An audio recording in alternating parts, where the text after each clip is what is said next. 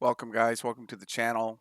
This is Tanker Tim. We're going to be playing some Gloomhaven today. It's on digital. I originally played Gloomhaven in the big box on the board with my gaming group. But one of our gaming group guys, he's sick, so we won't be playing for a little bit. So we're going to check out the digital version of Gloomhaven, okay? So I've already started playing a little bit. I just wanted to test it out, see how the sound was, and also any of the other things was. Let's just start a new adventure and we'll work on this together. We'll just go normal. I guess we'll do shared gold, guild name, Tanker Tim's, or we can just call it the Tanks. I like Tanker Tim. All right, that's confirmed. Story intro. Let's just do story intro because I already know how to play. Unless you guys want to learn how to play, and I'll be teaching you or talking about it throughout the try. It's not really a let's play. It's more like a let's try. Oh, there's no audio for the narration. Great work getting through the basic training missions. Allow me to introduce you to the third member of the guild. He ain't much of a fighter, though. Hey, not all of us are particularly cared to be experts at stabbing people. Or, please excuse me. Greetings, Guildmaster. I'm the humble merchant of your fledgling guild. I deal with the important aspects of running a guild. In other words, money, which might I add is sorely lacking at the moment. What you can see right now is the world map. Alright, guys. Oh, it's pretty big. You'll probably notice it looks a bit barren at the moment, and well, I've got some good news and some bad news. The bad news is that the realm has been overrun with all manner of unpleasant monsters, rogue bandits, wandering undead, dark cultists, you name it. The good news is that you're going to help us restore the routes back to the other settlements out there, hidden in the fog. Before we can do anything about that, however, we'll need to get some mercenaries on the guild roster. Let's start with actually recruiting the poor old brute who's got himself into a spot of bother again. Alright. Yet again, the brute finds I am the brute. Let's go unlock. Alright, we're going to have living bones, level 1, 5 health, 3 movement, 1 attack. They have 2 targets. Innate, that means that they always target 2 people at the same time. They also have a shield innate with 1, so they always have a shield of 1. Alright. Blocking any incoming attacks. All right, so let's travel and say hi and help out the brute.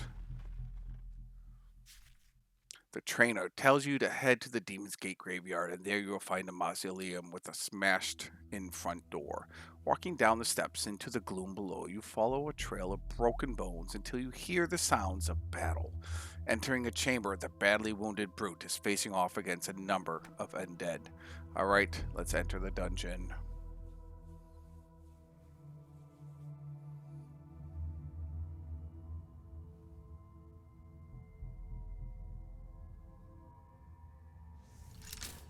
Alright, here we go.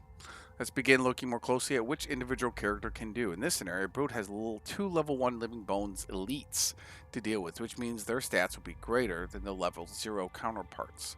Monster stats are combined with a base ability card drawn for the monster's class turn, resulting in the cards you see in the bar. Okay, we'll talk about it. Well, I'll show you it all on stream. Or not, I'm sorry, not on stream, on in-game. Note they have innate shields, which is this icon. Each point of shield prevents 1 damage from incoming attacks. However, an amount of shield can be ignored if targeted with attack with Pierce. So you can have Pierce, which goes right through, obviously, any shields. I had a good authority that these living bones are going to attack more than once each turn. You are low on cards and won't be able to afford to burn any cards. So surviving here will require some shielding of your own. By the way, while these enemy shields are innate persistent effects, normally active bonuses granting abilities such as shields are accompanied by the round circle or the persistent, which it goes throughout the scenario. Round, it's only good to the end of the round, and persistence through the whole scenario. Your objectives are, or until you're done with the card. Your objectives are kill living bones using an attack with Pierce, apply some shield of your own, and use a minor healing potion. Alright, so we have our objectives, survive the round. Alright, so these are our cards. These are our normal cards that we start, but this is what we have. And this is our inventory. We have Boots of Striding with 2 movement, a heater shield, it gives us a shield, and a minor healing potion, which gives us 3 health. So over here is our numbers.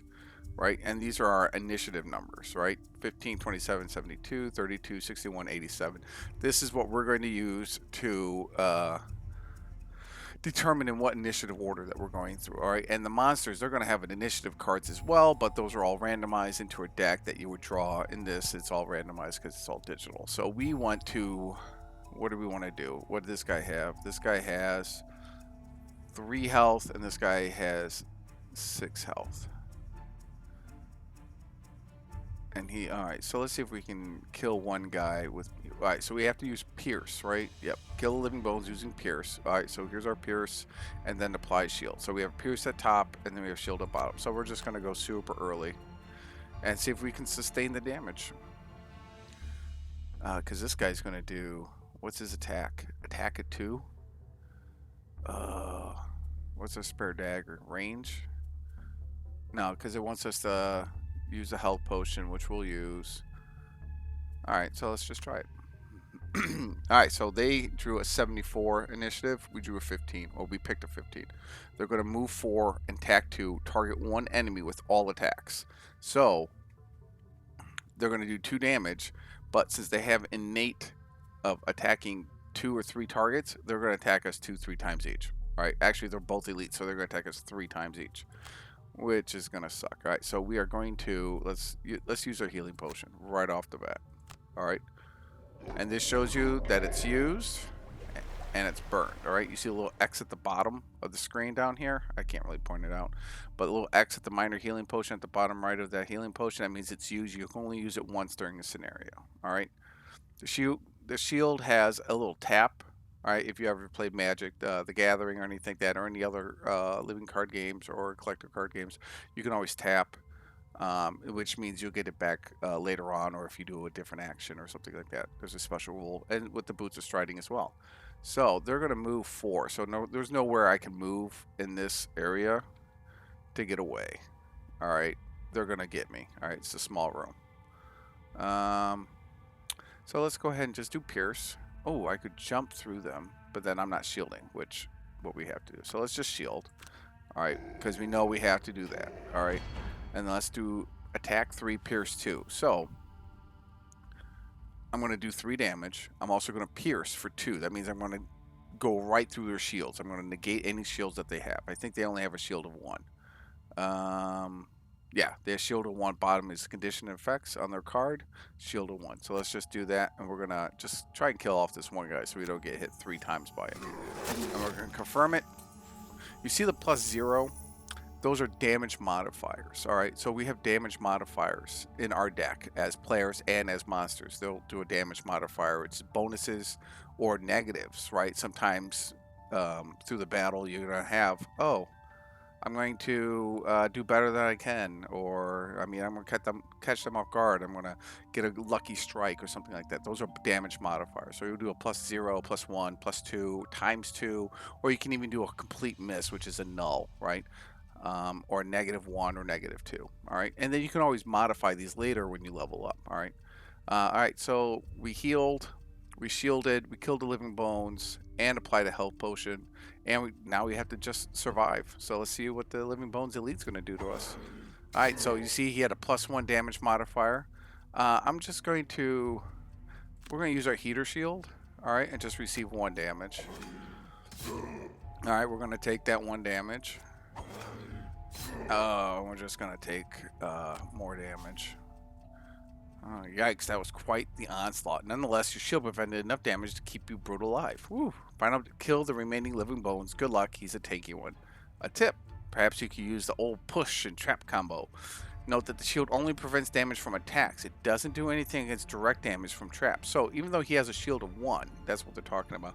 If you hit these traps are going to do 3 damage, and you can't negate that with shields, all right? So I only have 1 card. All right, and you have to at least start your turn with 2 cards to play. So we're going to short rest, right? Which we burn a random card that we're never going to get back through our scenario in order to have more cards into our hand so we can actually play. So we're going to short rest. And this is fine. So we could accept this card, right? Say, hey, we don't want to burn this one. We'll take 1 point of damage. We can't do that because he only got 1 hit point.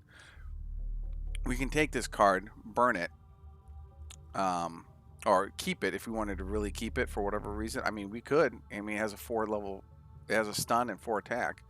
Or we could just burn it. And we're just going to burn it because we really want warding strength, which is our push 2 attack. So we're going to... Alright, so let's do... So we can attack... Alright, so with these cards, I didn't even tell you. We have initiatives, right? We have 27, 32, 72. With these cards, we also have the name of the cards, but we also have a top action and a bottom action. So you pick 2 cards that you want to play. One card's going to have to be a top action. One card's going to have to be a bottom action, alright? So we are going to want to do a top action, right? That's a top action. All right, but do we want to be 32? We want to go early. All right, so let's do top action and bottom action. So our bottom action, we're going to attack at 2, and then we're going to attack at 3 and push him 2. So we really kind of want to make sure we're going to attack him twice and really mess him up. All right, so he's going to do the same thing. Move 4, attack at 2, and target 3. But he's not going to target all of us at 3. He's just only going to attack at 2. Because remember, the last card said that he's going to use all your attacks at one time. Alright, so let's go ahead and just do attack at 2. Alright, he still has that shield, right? So we're still just going to attack. Oh, we got +0, so we only do 1 damage. Even though we did 2, his shield negated 1 damage. But now we're going to attack at 3. And we got a +0. Did 2 damage because his shield blocked 1. But now we're going to push. And we're going to push him back here. Alright, and then he's going to take 3 and 6 points of damage by pushing him. Boom. And he's dead. So whenever a monster dies, not a spawn monster or a summon monster, but any monster that's on the board that starts the game on the board, these, they drop gold, right? And right now these are just 2 gold. But we finished our mission, and we are victorious. Save the Brute yet again. I hear he's decided that venturing alone is not working out for him, so he's agreed to be the first mercenary in your guild. Let's get out of this dusty crypt and see who else we can recruit. That's alright. So, boom. Done. This is just really basic info for the game. A lot of it, like if you play on the board and everything that, I mean, it takes time to set up and everything that. I'm just checking out the digital version, like I said, because my buddy's sick and we won't be able to get any table time in. So we're going to unlock the Brute. That's his little symbol, and we're going to get it. Nice. The Brute, sure, can soak up damage well, but he's not the most mobile. Having ample funds is going to be of utmost importance in getting this guild off the ground. Do you know anyone good at gold acquisition?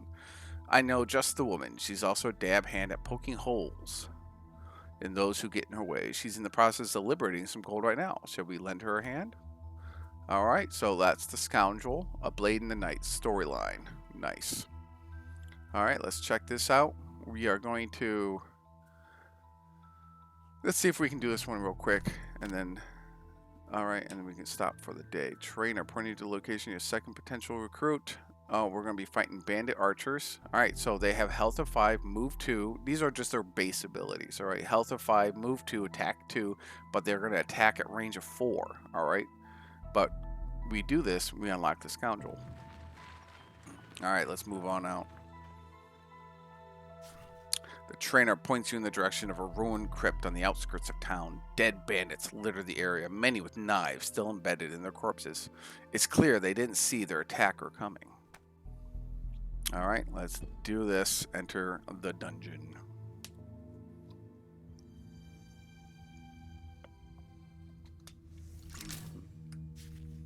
Meet the Scoundrel. She is incredibly nimble and mobile, not to mention able to combo off huge amounts of melee damage when things line up just right. Let's help her out with this sticky situation. First of all, you need to kill 3 archers this round before they attack. You'll certainly need something that can hit from more than 1 target at a time. Alright, so Scoundrel's very fast. You see her cards, all low initiative cards, right? So, alright, there's 2 target, range 3, 2 damage. and a pull. Ooh. Alright, so we can do damage here and pull. So we can pull this guy into that trap. Alright.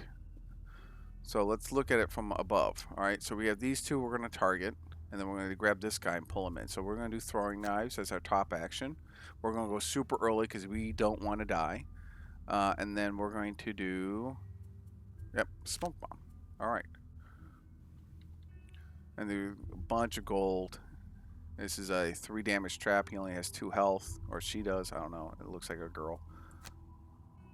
Alright, so the bandit archers, oh, they went pretty early too. They went 29, move 2, attack at 1, range 5, and they're going to immobilize me. So, immobilize is just a status effect, right? There's going to be immobilize, disarm, stun, poison, muddle, and wound. Alright, those are all different ones. I'll talk about them when they appear. Immobilize obviously just means you can't move. So even though you can negate some of these damages, you can't negate a status effect unless that person, that character or the enemy who is attacking is stunned, which means that they don't complete their turn at all. So immobilize, we're going to be immobilized if we let these people get their attacks off. So, but first, we're going to, let's go ahead. See how it highlights? If I pick this one, it means I have to do this one, and it helps you out. All right, so we're just going to do attack 2. We're going to target these guys. Here's 1 target, here's 2 targets. Hopefully we get good modifiers. And this just means, if you ever see this symbol up here, that means you get 1 XP for doing it. All right. All right, no modifier, but we kill them. And modifier, nope, 0 modifier. We got them. But now we're going to pull this guy or lady or whatever. All right, so with the pull, whenever you pull somebody, you always have to pull them 1 step closer, right? 1 space closer to you. All right, so we're going to do a pull 2, range of 3. So I can do this to anybody who's range 3, 1, 2, 3. So they're within range. I'm going to pull them 2 steps closer as my goal is to get them on this trap, all right? We're going to confirm our targets, and we're going to pull them this way. And it highlights the trap for you, right? Say, hey, this is hazardous. And we're going to pull them in. And got him. Killed all 3 of them. Nice. Ha. Feels good picking off multiple targets in a single turn, doesn't it? One last objective. Loot at least 5 piles of gold this round. A tip for you, sometimes the top half of a card allows you to move, too. Loot abilities pick up all the gold within the radius specified by the value. So you work here, you need to stand and get looting. Alright, so we are going to have to short rest again because we're not going to long rest. Long rest means it takes up your whole turn. It takes up your whole turn, but you get to pick the card that you lose. Your short rest, you just do it now, and then you don't get to pick the card. It's random. Alright, so we're just going to short rest. This is fine because what's our goal? And you can redraw and take 1 damage, say if you wanted to keep this card, right? I don't want to keep it because our goal is to get at least 5 tiles, loot 5 tiles. So this is a loot 2, that's good. And then move 2, and then we can loot 2. All right, so where do we want to move to? We want 5, so we just kind of want to get here because a loot 2, where is that? All right, that loot 2 is going to let us loot everything within 2 spaces of here. So let's move. All right, we're going to move 2, not going to attack anything, and then we're going to loot 2. All right, so let's move there, confirm it, and then we're going to loot. Oh, skip attack because I'm not attacking anything. All right, and then we're going to loot, and it's going to loot everything within the blue area, and we're going to confirm. Bada bing, bada boom, we got 12 gold because we looted 6 tiles actually, and we're going to end our turn. And I think that's it. Victory. All right, so we got the Brute and we got the Scoundrel. Nice. Let me just take care of that gold for you. For your assistance in this scenario, the Scoundrel has agreed to join the guild. That means we got enough mercenaries now for a proper mission. Let's exit the dungeon, and we're going to stop right there for this video. So we got the Brute and we got the Scoundrel. Let's see what we're going to for next time. A little preview. Quest complete. Claim our Scoundrel. First thing we should do as a guild is reestablish a trade route with Gibbet Hill to the west. We've been having a small problem with bandits in the woodland and route, but with the Brute and the Scoundrel to assist, that's nothing that should cause you any trouble. I'll give you some much needed experience on the job and allow me to get some more new items in stock once the way is cleared. Go knock some bandit heads together. All right, so our goal is to just travel here. All right, we're going to end it there. You guys have fun. Come back, check out, see how Gibbet Hill and our journey to Gibbet Hill is going to do. All right, see you guys.